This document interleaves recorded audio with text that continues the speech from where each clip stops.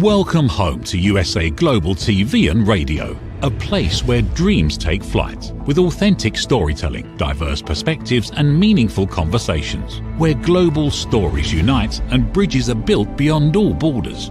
Discover world-class education, entertainment, hope and inspiration. Together, we're building bridges worldwide. Subscribe to our channel, USA Global TV. Download our app, USA Global TV. Be our guest or join our team. Visit usaglobaltv.com.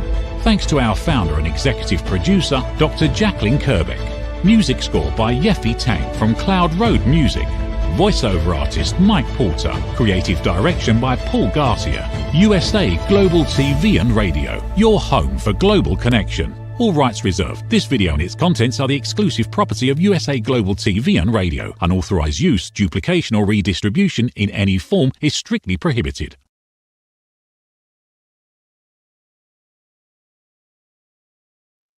Howdy, red.olaughlin here. We're on the Corner Bookstore on the USA Global TV and Radio Network. Most of the time I don't introduce myself, and I probably should, especially since we're on an author program. I'm an author of 8 books. I research primarily right now as my primary enjoyment in life. I go deep into the human body at the cellular level, chemically speaking. I look for cause and effect relationships, and that's what I write about. You treat a cause, you generally can fix a problem. You treat symptoms, and you're always treating symptoms, and the cause may get worse. So anyway, that's what I do. I got 8 books that are out. I have 2 that I'm writing right now, and the other things I do besides that is write and publish books and TV host, a lot of other things. But anyway, my guest today is a good friend of mine. Used to bump into him quite often here in the Houston area, but he's moved to Georgia. And his Russell Little is an award-winning author. He has a couple of books in a mystery series, 3 books, I think, in a children's series, and an attorney for 30 plus years. Just a remarkable gentleman. And I use the term Southern gentleman in that particular tone because he really and truly is. So, Russell, please join me.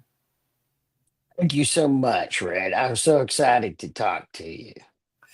It's not been that long since the last time you were on here, and I really appreciate you taking the advantage of being able to come back.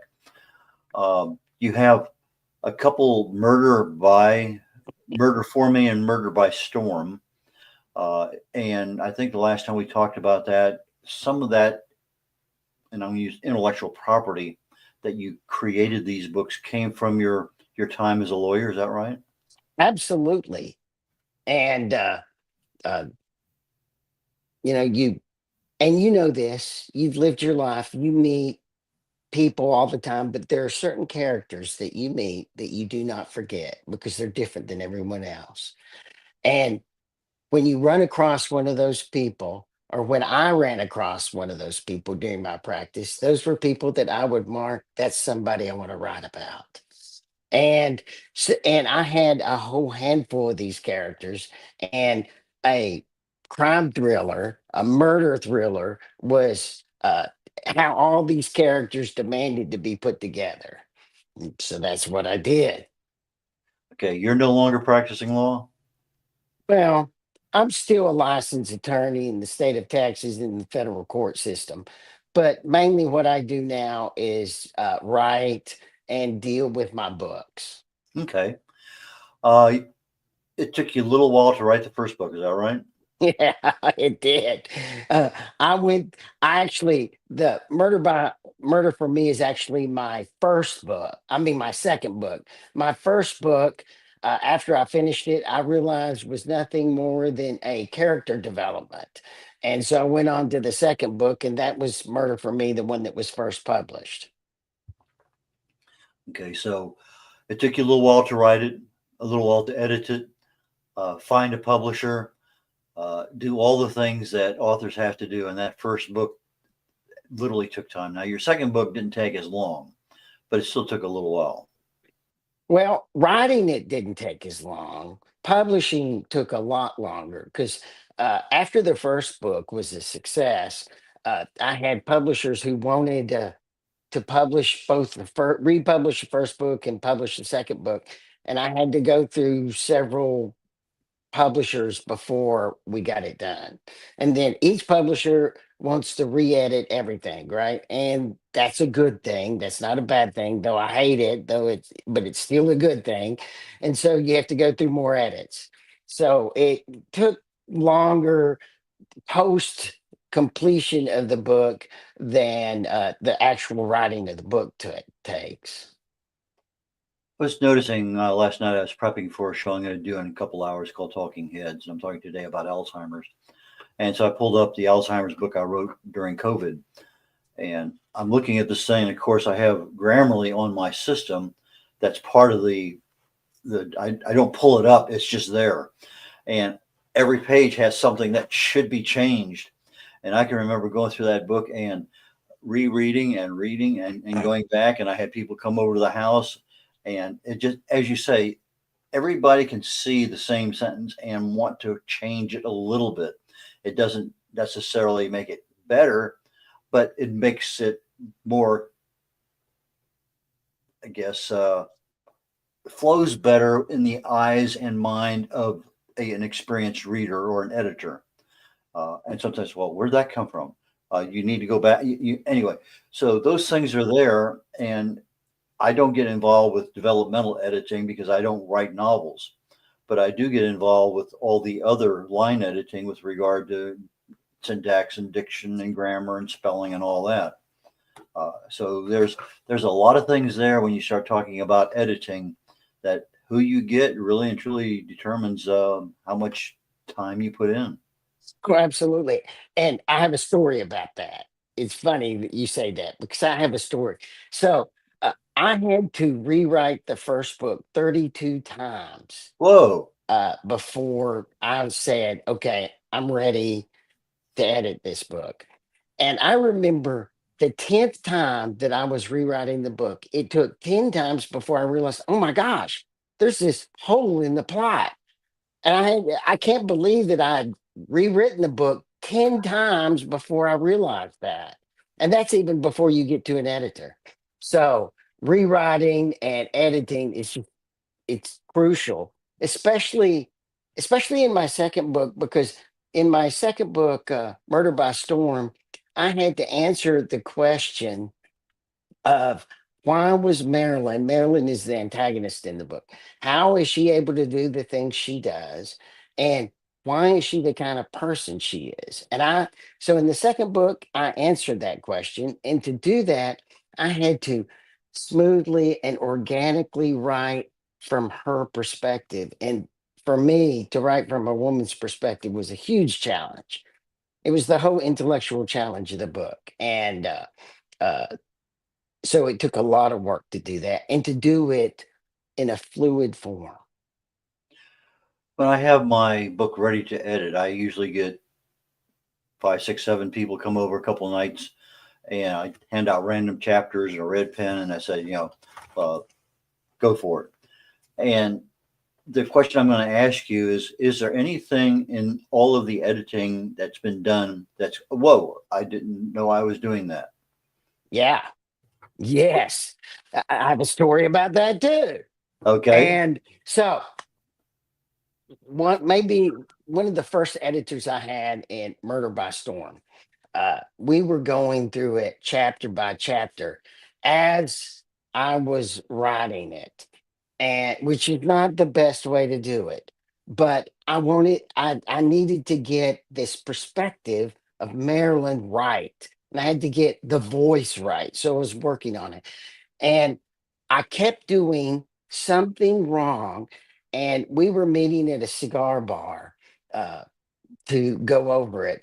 And she walked in and she pulled out chapters 7 and 8 and threw them at me, saying, I told you not to do that.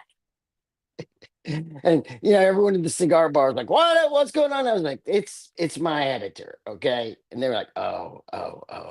So yes, the how do I say this? The whole voice of getting a character right, it can be like pulling teeth sometimes to get it right. And so that was one of my big challenges, and it took her throwing those pages at me to get it right. It's kind of an emotional hit, huh? It was great, and we didn't talk for 2 weeks. I was so mad about it, but I got it right because yeah, I usually go through periods that I won't talk to my editors. Well, I had this one where the guy just wrote a little note on the front, says, uh, think about changing if to when. And, uh, if this happens, do this. When this happens, do this. Yes, that's much more aggressive. And so I went through there and I had 81 ifs, and I think I changed 79 of them. It was just, that was kind of a real eye opener for me as a writer, because and the same thing, you and your, it wasn't that it was you or your, it's just that on a spell checker, you can't find the error because it'll pick up each time, and you got to look at all of that. And so you should do this, or this is your, anyway. And so I had a lot of problems with you and your, but I never realized I had a problem with if and when. And then the other one he caught me on a different book was the use of the word that. And he says, 90% of the time you just scratch through that because it's not needed.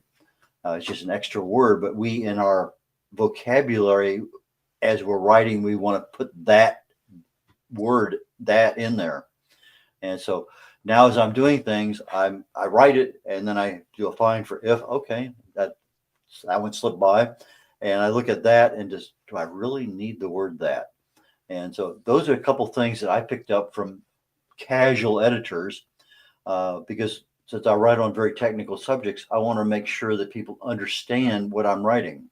And by the way, I would love uh, to read. Do you have a book on diet? I'm very into diet. I would. You're talking about causes and effects. Uh, I'm a big believer in diet. If you have a book on diet, I would love to read it. I've done a number of shows on various diets here on the USA Global TV and Radio Network. I've had a series on fat management, on weight loss. I don't I'm not talking about more as a diet as part of your lifestyle, right? As okay. how do you maintain health by what you put in your body? Okay, let me divert just a little bit here, less than probably maybe a minute and a half. Um, the Walls Protocol, WAHLS protocol. Dr. Terry Walls is a internal medicine doctor. Late in life, she came down with MS. It got worse and worse. She ended up in a wheelchair. She started doing some research on the immune system, autoimmune diseases, because MS is one of those autoimmune diseases. Anyway, so she wrote a book, says, here's my protocol, and there's 4 parts to it, and 1 part's diet. And my wife is going through chemo for breast cancer, and we're just getting ready to start radiation. So we extended an extra week to give her a little bit of recovery time. And during that extra time, I put her on the Walls protocol, diet only, because most of the other part we were kind of doing, not all of it. But anyway, the biggest problem I had with her months of chemo was fatigue. I could correct most every other side effect, but she's taking 2 or 3 hour naps a day, almost never waking up. Didn't want to do anything. Put her on the Walls protocol, and within 48 hours, 2 days later, she was eating. The thing that she wasn't doing was being able to have a conversation, do things. 7 days after we started, she was back up at the church volunteering her time, so she's not sleeping. Not, That's what I'm talking about. and then the biggest thing was the last day of radiation, because her fatigue was supposed to get worse, according to the radiologist. We left Houston, drove to Jacksonville, Florida, 1,000 miles. I drove a U-Haul with my parents' estate stuff in it back. She followed me 48 hours after her last radiation treatment by herself, 500 miles each day, no problems. Diet is such a major portion Right. of your mental, emotional, physical outlook on everything. So if I had to recommend something to you, Russell, look at the Walls Protocol by Dr. Terry Walls, WAHLS. But now that you've asked me the question, maybe I should be doing something on that, so I have something.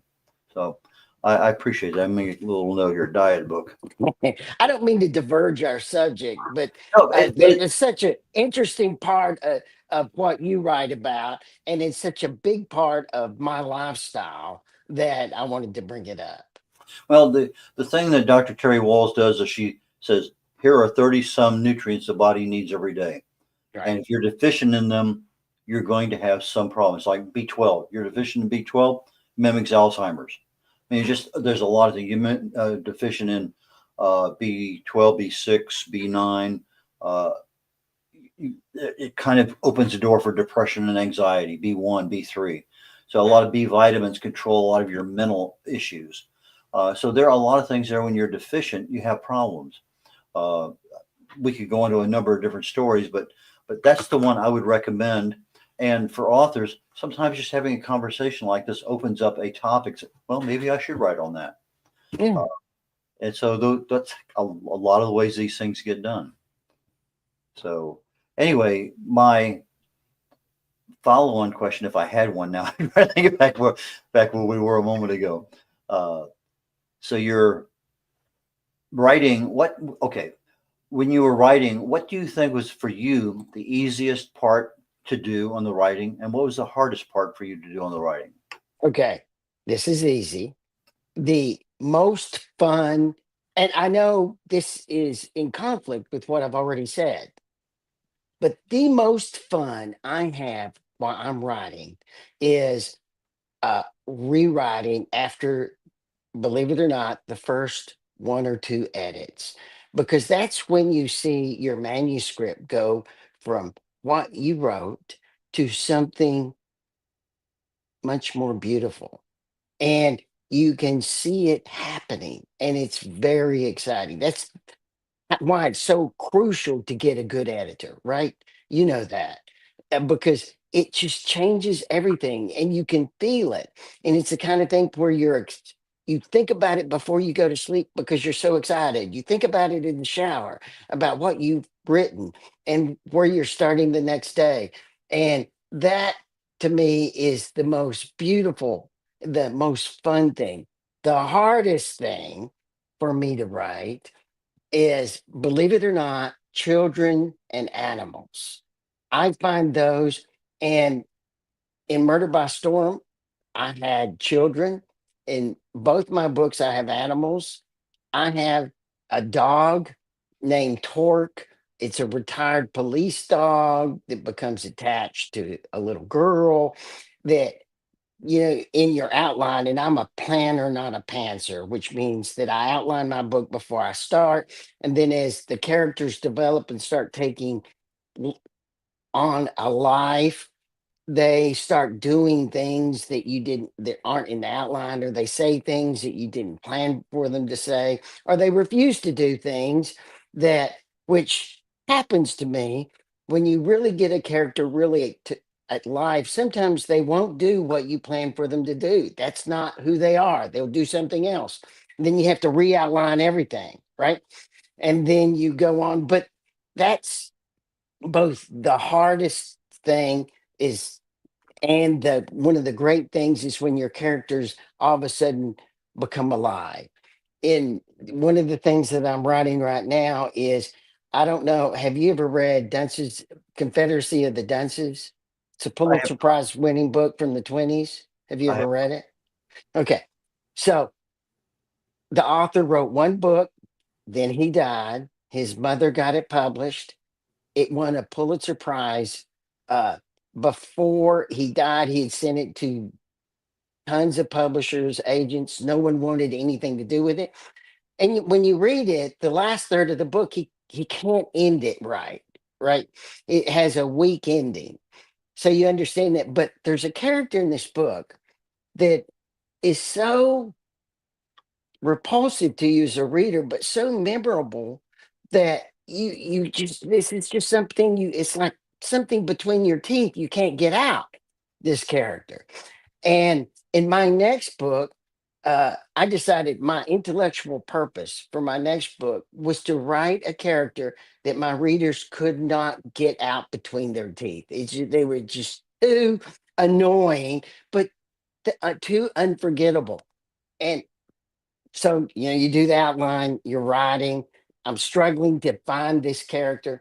And finally, in chapter 7, boom, I had him. He was not in a gross way, but just in his lack of understanding the circumstances around him or what he should or shouldn't say. Like, here's a perfect example. He spits when he talks. There's nothing grosser than that, right? I mean, that's just the perfect. He spits when he talks, or he has these glasses that don't seem to fit. They're always falling down, especially, or the fact that when he says something uncouth or that freezes the conversation of a group, he gets upset and almost cries. It's just all sorts of weird little things. But the thing about this character, he's on a jury and he was going to be just a minor character, a comical relief, as you would say. But he's the one that sees control of the chapter. And after that, I had to re-outline everything because all of a sudden, this is the character that I want to write about, right? I've got my guy, the guy that the reader can't get out between their teeth at night. They can't stop thinking about this character. So the whole book has changed now. We're going to take a quick commercial break here. We'll be back in a minute or so. So why don't we relax for a brief moment and we'll be back. Ever dreamed of hosting your own TV show, sharing your story with a global audience? Now's your chance to shine. At USA Global TV and Radio, we make it easy for you to create, host, and broadcast your very own TV show. Whether you're a storyteller, entrepreneur, or industry expert, we help you bring your vision to life. With our exclusive interview, live streaming, and podcasting training, you'll gain the skills and confidence to captivate your audience. Our global platform ensures your voice is heard worldwide. Join our community of creators who are already making an impact, one show at a time. Step into the spotlight. Host your own TV show on USA Global TV and Radio. Book your discovery call today at usaglobaltv.com. Copyright 2025 USA Global TV and Radio. All rights reserved. Terms and conditions apply. To learn more, visit usaglobaltv.com. We're back again. Red O'Laughlin here. We're on the Corner Bookstore on the USA Global TV and Radio Network. And award-winning author Russell Little is with me today. And we just got finished talking about that memorable character. And every so often, we're watching TV and there's a character on a show that is weird, offbeat, and you say, why? And it follows exactly. And I tell my wife, that's the guy who really knows how to act, because he has pulled that character out of that. In fact, I was just reading something about Sally Kellerman doing Hot Lips Houlihan. Was the fact that they didn't want her to have that level of involvement in the movie way back when.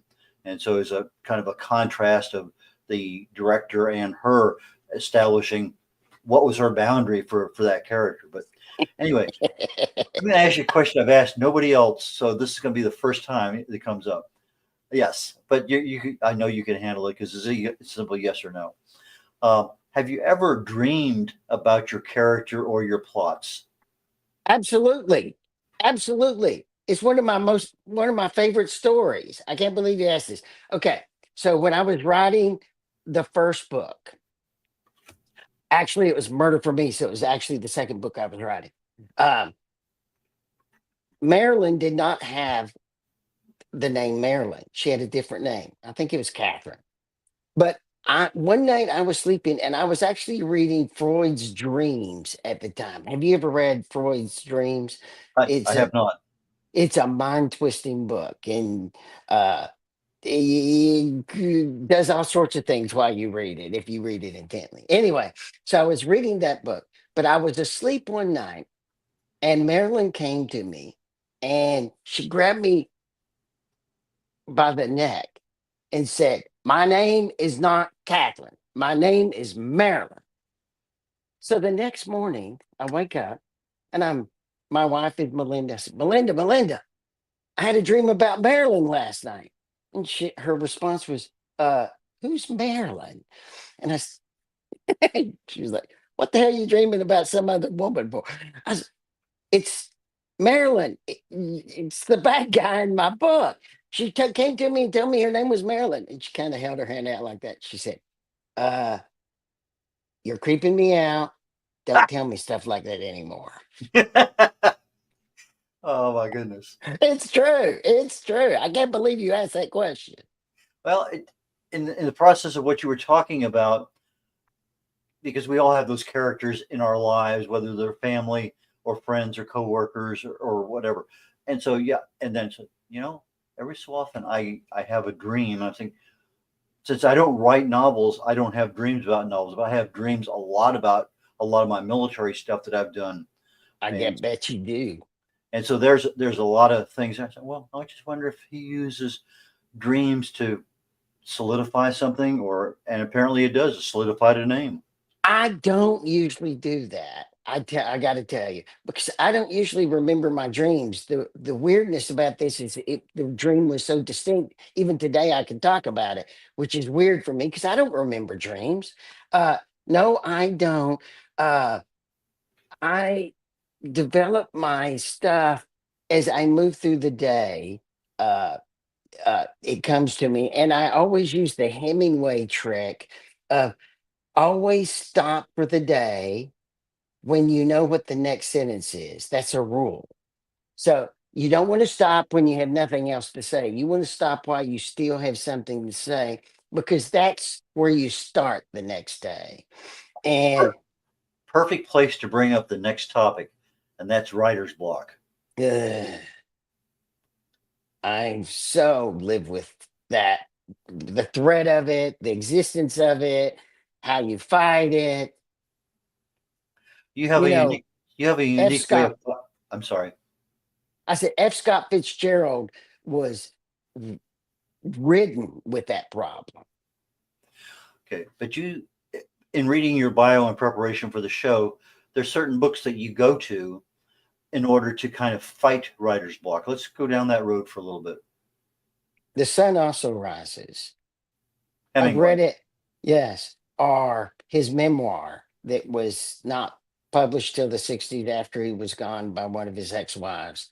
Uh, the uh, those books, like uh, The Feast, when he writes about sitting in the Paris cafes or his struggle with F. Scott Fitzgerald, or in The Sun Also Rises, also in the scenes, first part of the book, when he's writing about his Paris cafe scenes.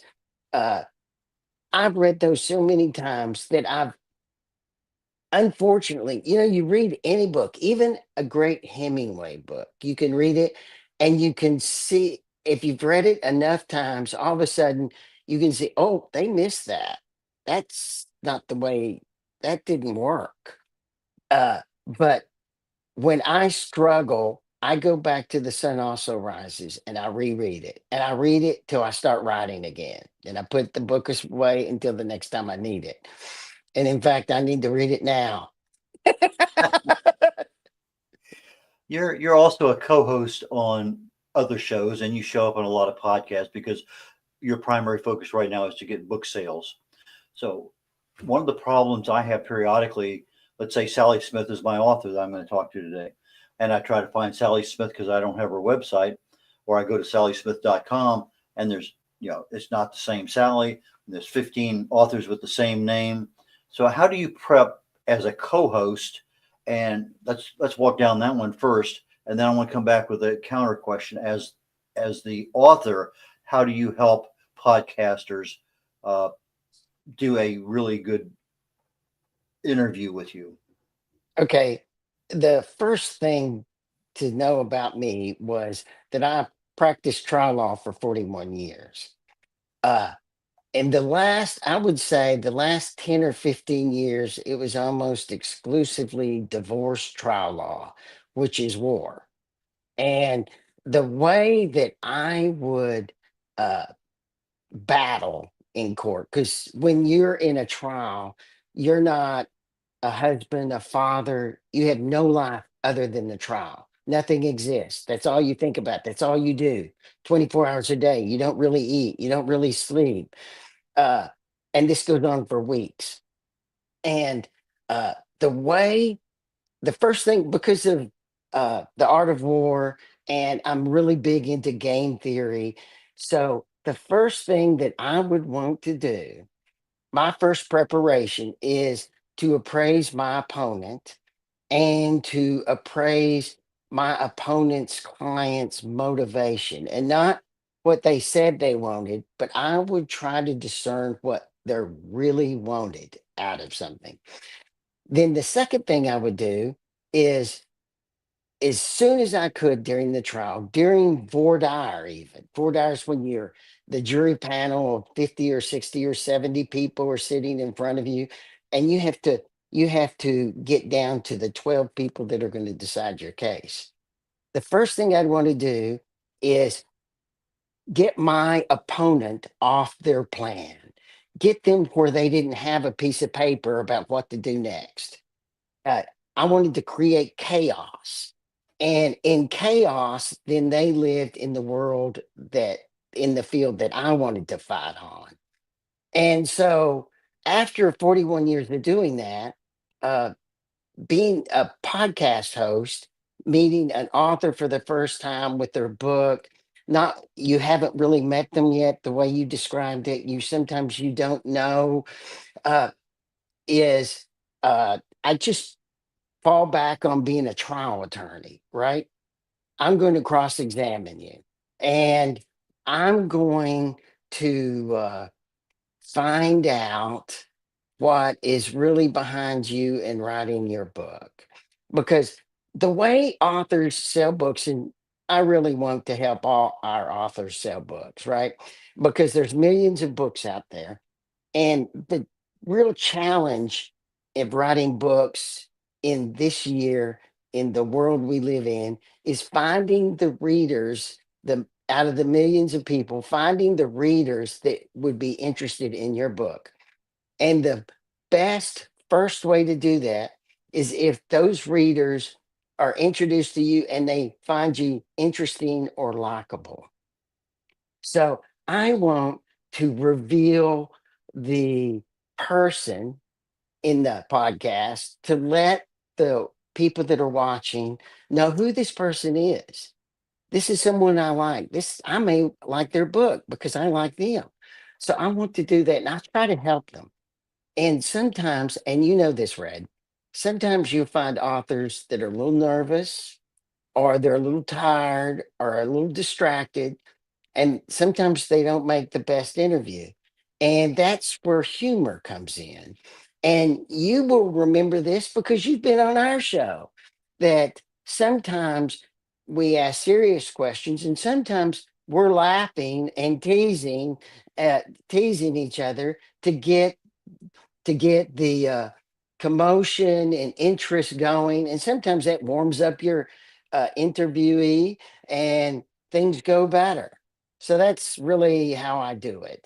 Uh, I just fall back on the trial attorney, but also with my purpose being to let people, the listeners or the people watching, get to know who this author really is. Okay, you have an Audible book that's coming out here shortly. I know you wanted to talk a little bit about that before we got off the show, and we're getting down toward the end. So let's go that direction for a moment. Okay, Audible Books is a real knot that you have to undo. 60% of the people that buy books now buy them on Audible, and that will only increase, especially a book like mine. Some books are not Audible friendly, like Dune or uh, Dostoevsky or Tolstoy. I would say even F. Scott Fitzgerald is not a good Audible book because the beauty of the words that he writes, and I keep bringing him up because uh, before he drank himself into a stupor, his as a wordsmith, he was just beautiful. But books like mine, crime thrillers like Murder by Storm is a crime thriller during a hurricane. That's the perfect book for an Audible. So I've been struggling with that, but there's a lot of cost and there's a lot of complexity. And just this week, we were able to snap some of the puzzle pieces in. So all of a sudden, now it looks like it's going to happen. I get requests or questions about when are you going to have an Audible book? I get that every week. It's something, it's like it gnaws at me, right? Because I don't have it and I didn't have an answer. Very excited that I have it, that I at least say now we're in the process. We're getting toward the end of the show. How do people get in touch with you? How do they get your books? How do they get you on a podcast? Well, my publicist Mickey is the way I get on podcasts. You can reach out to him. You can reach out to me at Russell at russelllittle.net, and I can forward you to Mickey, and I can be on your podcast in a second because I'm very flexible. Uh, uh, you can go to my webpage, russellllittleauthor.com, to see all my past interviews, all the author talk stuff, the awards about the fire award that I won, which is very, very exciting. Uh, you can find out where to buy my books. Uh, uh, Also, if you want to know day to day what I'm up to, you can uh, follow me on Russell Stories, which is on Facebook. Like just before we were on this show, I was like, I'm very excited. I'm going to be on with Red in just a few minutes. So I let day to day, I let people know when what I'm doing or what book I'm interested in that day or what subject I might be interested in. Sometimes I talk about science, sometimes I talk about my travels. Like just last year, that in the commercial you had the intersection in Japan, the busiest intersection in the world. I was there last year because we toured Japan, and that is one heck of an intersection. It's as crazy in life as you see it in films and commercials, just like it was on your commercial. As I say, we're getting ready to wrap things up here. Uh, One last word, anything you want to pass on as a final thought, and then we'll go ahead and conclude today's show. Well, I'm just really thankful that you asked me to be here. I always like talking to you, Red, and I will be very interested. I'm going to check that out about the diet, and I think you should consider writing a book about it since you're in that subject anyway, and you have so many stories that you can make a readable book about diet. Now, I'll give it some serious thought. I really will. Never really considered it, but now that you asked, I can see value in it. And that's usually what I want to do is make sure I have some value for the audience that's going to read the book. So, with that being said, Russell, thank you so very much for today. I look forward to our next one. I really and truly do. And maybe one of these days I'll sign up and be on Author Talk, and I'll see you on as a guest, as opposed Book to. about diet. You can be on. Okay. Thank you, Russell. Take care.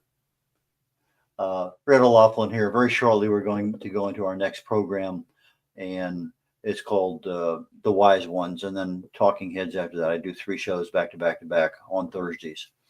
And the Wise Ones today is another friend of mine, former veteran. He now works with insurance and Medicare and a lot of the retirement kinds of things. And I'm really looking forward to having a good conversation on that.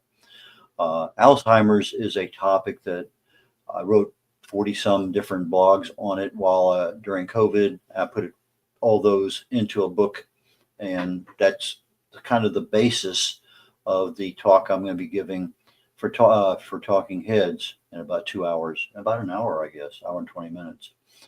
And there's just a lot of things that when you just look it up, what causes it, well, they say this, but in reality, there's so many things, just like what causes you to age. Well, I wrote a book on that, but I'm also writing another book on the same topic because there are so many other things that enter into that problem. So I'm collecting these things, even the process last night of putting together slides for my show I came up with another 6 or 8 things that are very contributory toward the cause of Alzheimer's. So anyway, if you can, please join me, and I look forward to seeing you all next week on the USA Global TV and Radio Network on the Corner Bookstore. Take care, y'all. Bye now. Have you ever felt unheard? Like your words float into a void, leaving you invisible and disconnected? How about feeling judged, when assumptions overshadow your truth, leaving you misunderstood and defensive? And then there's that moment when someone offers solutions you never asked for, dismissing your feelings and leaving you more frustrated than before. It doesn't have to be this way. Dr. Jacqueline Kerbeck, the listening mentor, understands. She's here to help you reclaim your voice, build stronger connections, and create meaningful conversations that inspire understanding and mutual respect. Through her groundbreaking books, online and in-person courses, and interactive workshops, you'll learn how to navigate life's most challenging interactions.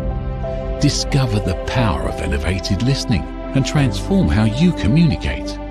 Master setting boundaries and asking permission to protect your peace. Learn to recognize and release judgment, fostering empathy and true connection. Dr. Kerbeck also offers personalized coaching, one-on-one or group sessions, designed to fit your unique needs. Whether in person or virtually on StreamYard, her guidance will empower you to thrive. You don't have to struggle alone. The path to deeper connections and better relationships start here. Visit drjacqueline.com or usaglobaltv.com. Join a global community of empowered listeners and transform your life, one meaningful conversation at a time. Dr. Jacqueline Kerbeck is the listening mentor. Start your journey today. Thank you, viewers and listeners of USA Global TV and Radio, for joining us today. We're honored to have your time and attention as part of our global community. At USA Global TV and Radio, we believe in the power of authentic conversations, meaningful connections, and creating a world of possibilities together. Want to be part of something bigger? Join our team of elevated listeners at usaglobaltv.com, a space where your voice matters and your ability to listen transforms relationships. Stay connected with us across all our platforms for thought-provoking discussions, expert insights, and empowering stories. Subscribe to our channels at youtube.com/c/usaglobaltv. Follow us on social media and explore the endless opportunities we're creating for growth, learning, and inspiration. Together, we're not just broadcasting, we're building bridges and changing lives one conversation at a time. For inquiries, contact us at info@usaglobaltv.com. Music by Johnny Dyes. Produced by Executive Producer and Director Dr. Jacqueline Kerbeck. Voiceover by Mike Porter. Creative Direction by Paul Garcia. All rights reserved. Copyright 2025. Visit usaglobaltv.com to view our full terms and conditions.